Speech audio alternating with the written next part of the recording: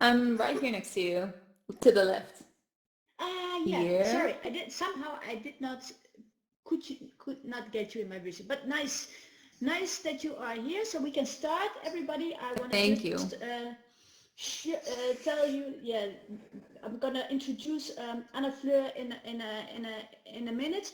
But first, I want to tell you a little bit about the Educators in VR. So we are so proud to can organize this event every week to help people to reduce stress and anxiety and also frustration, and give tips and tricks around the COVID-19 virus. So, and we all have, it's really nice to see that we have a gathering of so many people all the time, and that we all share and have a safe place to share our feelings and emotions, and have also good insights from people that participate in these events and that are professionals, but also just normal people. I say normal now, but we're not professional working with coaching or therapy, that share. So that's so nice. So I'm so happy that you all came again. I want to tell you a little bit about the summit we had in February. In February, we had the big summit with 170 speakers from all around the world, and I was like co-organizing this event. And there I met Marcel. Marcel is next to me. He's standing here. Yes, good. And Marcel and me had this really beautiful conversation, and then after like 1 minute or 5 minutes, I think, maybe longer, we we find out that we live like in the same street. So that was really funny. So, and then we had a coffee, like, yeah, it was really funny because how can you expect to be living like we live like in a village? So, and so we had a coffee, and then we find out that we are both passionate about virtual reality, and especially, and I give the word to myself a bit about your passion. That's how this started, this event, or this session with VALK. Go on, Marcel. Yeah, thank you. Everybody can hear me, I suppose. First of all, hello. Most of you perhaps know me. I'm already 4 years here on AltSpace, one of the first, I think. Passion about VR was the first, of course, flying, still flying. I was former pilot, but medically... Marcel, you also need to be on, have your voice amplified. We cannot hear you. Okay, sorry. I'll say it again. Sorry, guys. I'm Marcel. Most of the guys know me here. I'm 4 years on AltSpace, and my passion about VR was, of course, the first of the things I wanted to do is flying. I was a pilot before, and I was unable to fly anymore due to medical reasons. So I was medical unfit, and so I continued with flight simulation and that kind of stuff. And I was one of the first to fly virtually, it's virtual. And yeah, that passion is really going on. Like in virtual reality, you can do a lot of things like flying, but also extended my interest into AltSpace and other applications. So that's where I have my friends here.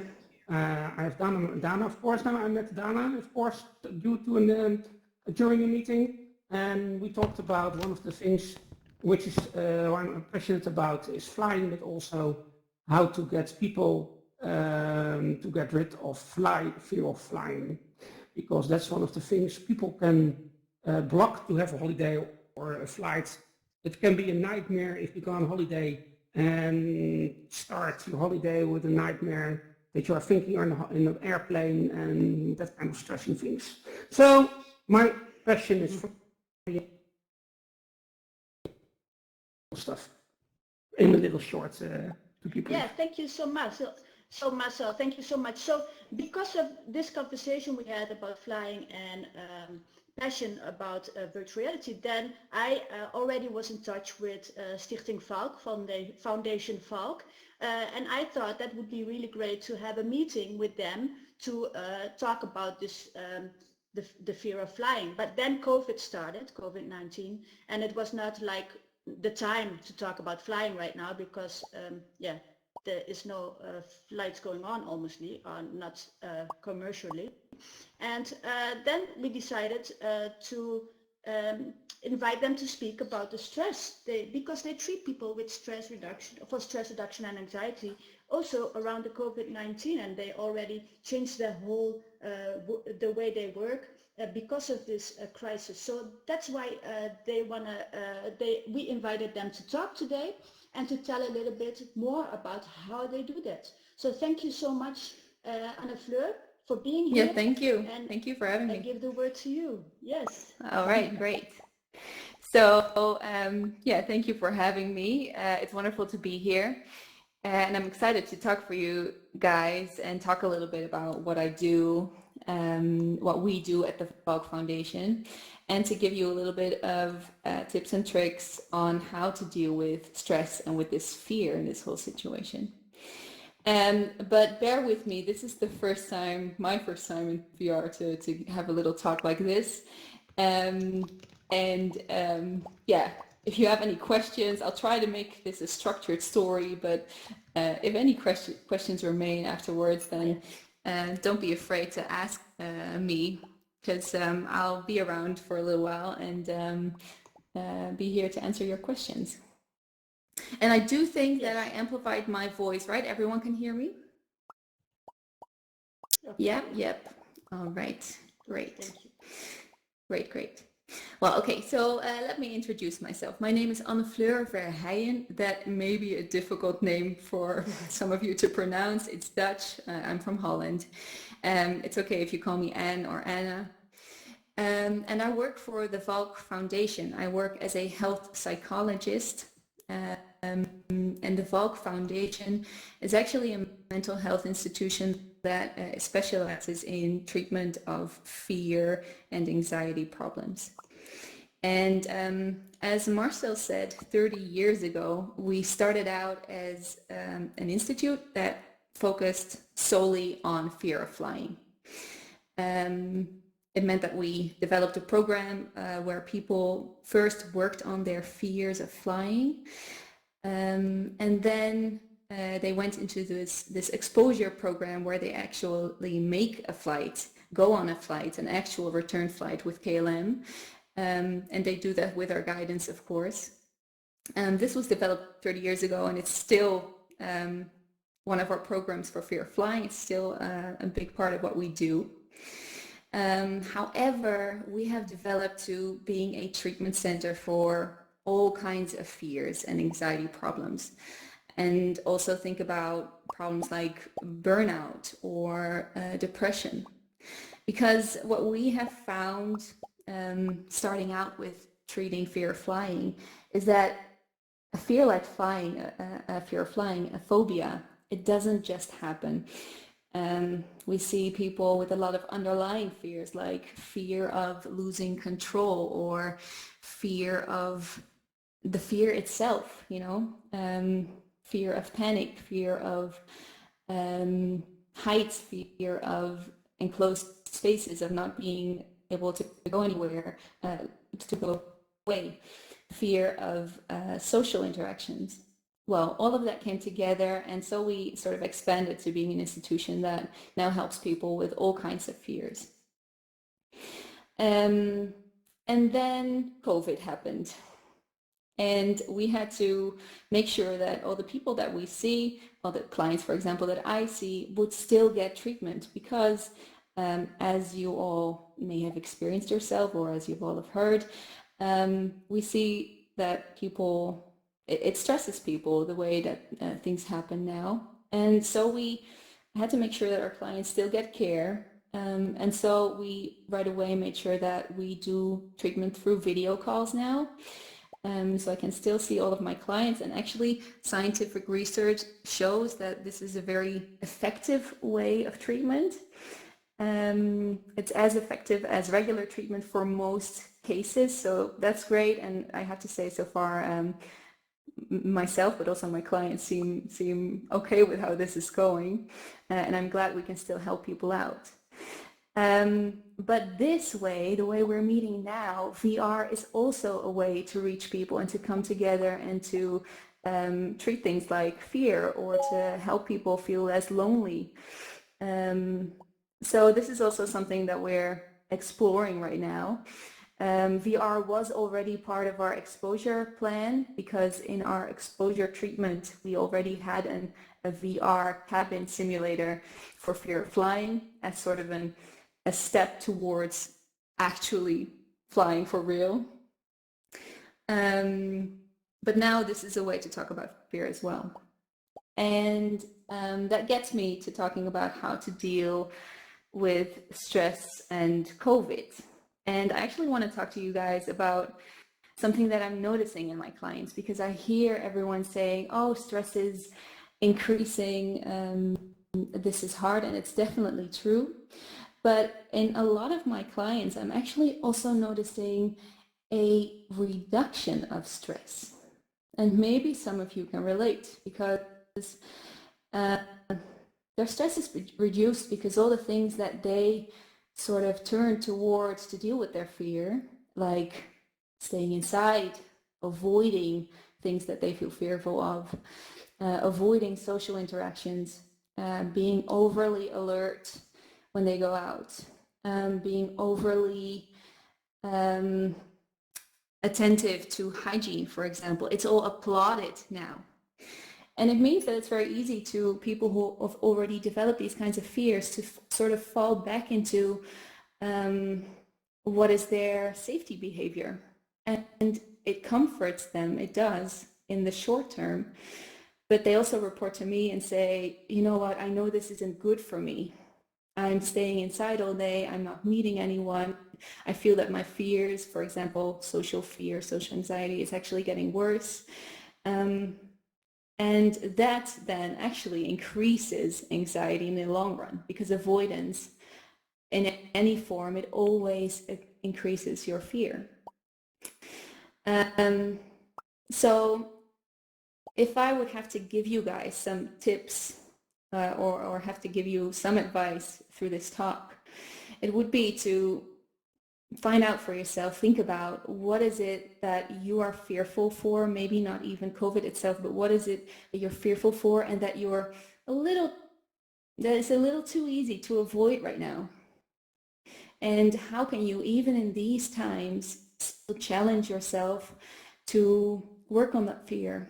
And if it's social anxiety, for example, say that you're a little socially anxious, but you're here in Outspace, that's great. I applaud you for it. Because even here you can practice, talk to people, and have interactions.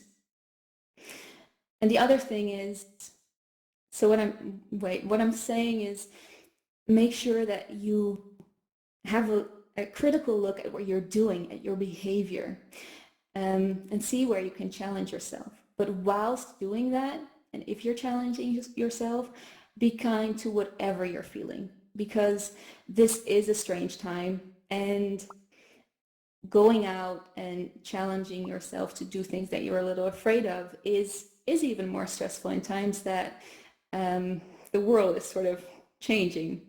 And if you're at home and feeling more anxious about the fact that you're not challenging yourself as much as you used to, that's okay. It is normal. So be kind on the feeling side, but maybe critical on the behavioral side. I hope that makes sense to you guys. And if you have any questions about it, let me know. I will give the word back to Dana for now, and hopefully this can be a good start to the open discussion. Thank you guys. Thank you. That was beautiful. That was really, really nice. Thank you so much, Anna Fleur. Thank you. Really, I thought it was also inspiring and touching, that we all, be, how you say it, that you need to be loving to yourself and accepting these feelings that exist right now during times of crisis. So thank you so much for making us realize that. And anybody, because like every week, this is an open discussion, so everybody is allowed to talk. We can ask questions now first to Anna Fleur. So anybody who wants to speak, you can raise your hand if that would be the best. I see already 2 people raise their hands, so I will check. Let me see. And yes, I'm not sure if Laurel wanted to ask a Yes, question. I did. First of all, Good. thank you so much for being here. I'm curious as to, Thank you. there's kind of two layers to this question. First of all, when you're dealing with phobias and fears, putting on a headset over your eyes is fear-inducing, fear-causing. So how are you dealing with that? And then what is are you doing any research or comparative analysis over the difference between using traditional methods over immersive methods? And are you seeing differences, lessons learned? I know that's a big question. I know it's a big question. Sorry, but that's my job. I ask the big questions. Yeah, that's good. That's good. So let's start with your first one, or the first layer. What do you do when you feel fear come up when you put the headset over your head? Because we see this a lot. If we work with VR and people are, for example, fearful of enclosed spaces, then putting on a headset can be daunting. But it's important to know that in treatment you get tools to deal with that stress. So you are taught how to react to this stress, how to calm yourself down. And by the way, simply breathing out is a very important step of that. It's very important to breathe out, give yourself some time, and to ask yourself, once you've calmed down physically a bit, a very simple question: am I in danger right now? Because fear, in essence, is the reaction of your body to threat. And so it's relevant to ask yourself, am I in danger?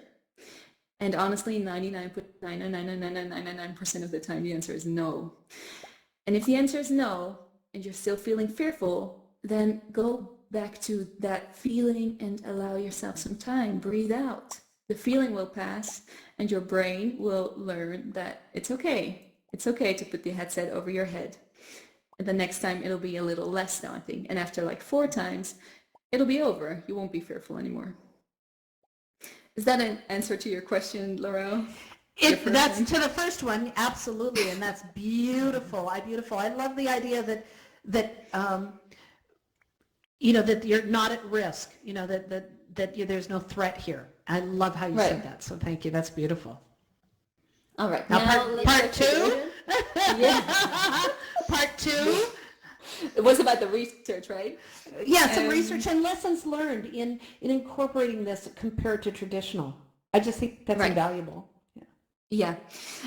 Research is being done. It's not right now being conducted in our institute, but we'd like to set it up because it's research for now is limited because this is all new, relatively new. I was impressed when Marcel said you'd been here 4 years.